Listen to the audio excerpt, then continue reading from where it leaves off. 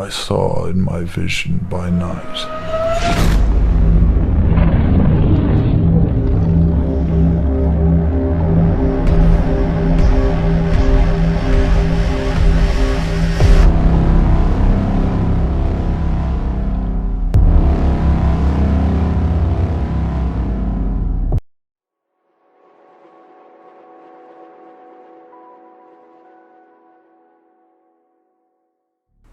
And out of one of them came forth a little horn, which waxed exceeding great.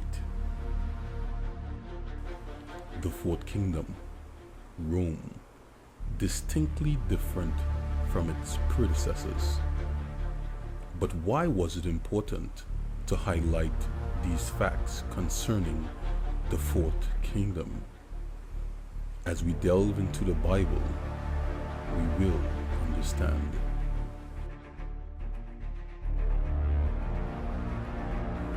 And of the 10 horns that were in his head, and of the other which came up, and before whom 3 fell, even of the horns that had eyes, and a mouth that spake very great things.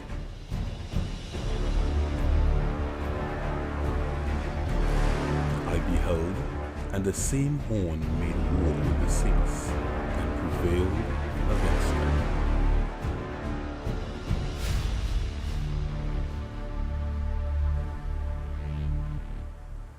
Yea, he magnified himself even to the prince of the hosts, and by him the daily sacrifice was taken away, and the place of his sanctuary was cast down. And from the time that the daily shall be taken away, and the abomination that maketh desolate set up, there shall be 1,290 days. This little horn power, which came up from among the Roman Empire, was to remove the daily sacrifice. As we saw from the previous video, the word sacrifice was a supplied word, and it should read the daily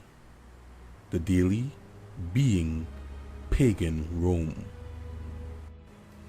Rome, which was a pagan province, ruled and governed by pagan kings.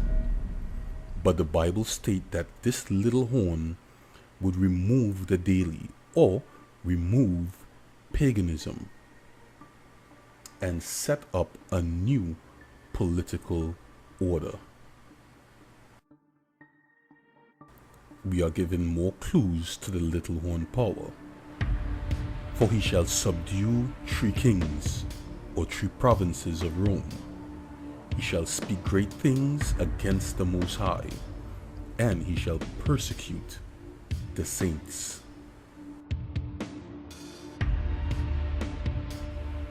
Constantine the Great reigned from 306 AD to 337 AD.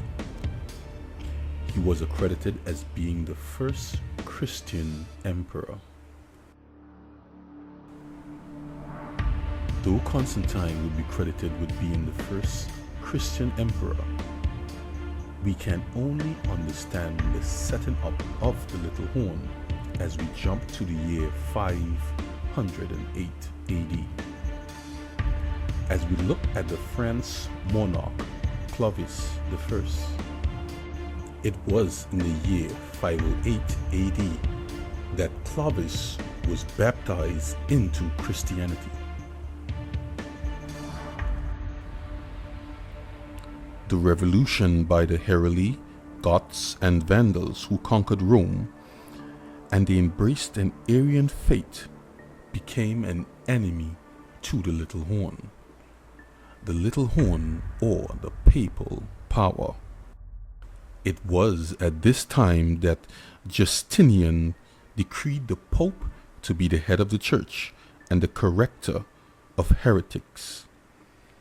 And Clovis I was used as a tool of destruction. It is important to note that in 508 AD, paganism was taken away, but yet the little horn was not established. This would occur within 30 years, AD 538. For there were three kingdoms that resisted the papal supremacy: the Heruli, the Vandals, and the Ostrogoths.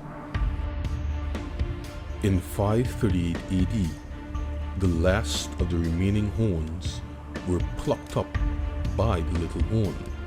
The Ostrogoths, they were destroyed in March 538 AD. At this time, the papacy had full control. Again, history confirms the Bible's infallibility. We saw that the papacy had subdued three kings. It had taken away paganism, and we saw a specific date when the papacy was set up. Having this historic insights, it gives us the key that unlocks Daniel 7, verse 25.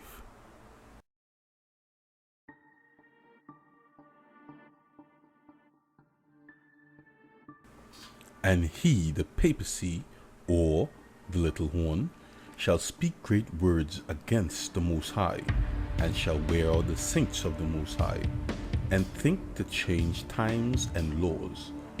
And they shall be given into his hand until a time, and times, and a dividing of times. And the beast which I saw was like unto a leopard, and his feet were as the feet of a bear, and his mouth as the mouth of a lion. And the dragon gave him his power, and his seat, and great authority. And I saw one of his head as it were wounded to death, and his deadly wounds were healed. And all the world wondered after the beast, and they worshipped the dragon, which gave power unto the beast. And they worshipped the beast, saying, Who is like unto the beast? Who is able to make war with him? What do these texts mean? Stay tuned. Just hours ago, as we said, President Trump met with Pope Francis at the Vatican, toured St. Peter's Basilica and the Sistine Chapel with the First Lady. President Trump at the Vatican this morning, a ceremonial arrival complete with the red carpet and Swiss guards. His first meeting with Pope Francis, First Lady Melania wearing a veil here too. A slow procession to meet the Holy Father, President Trump seeming to take it all in. A handshake between the two world leaders before they got down to business.